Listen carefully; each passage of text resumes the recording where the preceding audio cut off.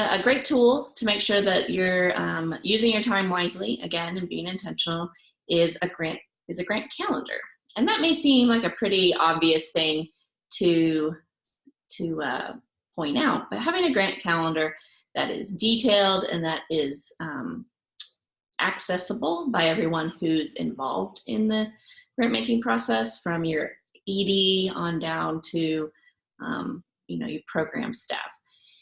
Making sure that you have a universal grant calendar so that everybody can see what's going on, and keeping that grant calendar up to date, eyes on it on a regular basis. And I don't know what that means for you. For me, it literally means that I have my grant calendars pulled up in the Safari toolbar so that I can have access to them at a moment's notice. For other people who are more visual, you need to color code that sucker and print it out so that you can take it with you to your weekly staffing meetings and make sure that you have a good sense of the deadline, and that you are, again, using time wisely when it comes to grants. Something that here's a bonus tip for you.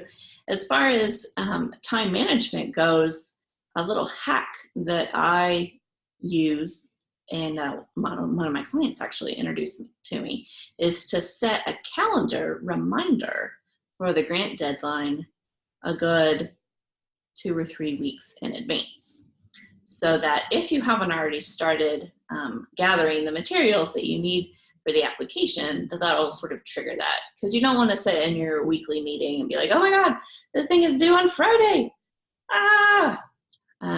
Although that's common. But a smart nonprofit pro is gonna use the tools that they have at their disposal, grant calendars, reminders, all that kind of good stuff, to give themselves plenty of lead time when it comes to putting together an application.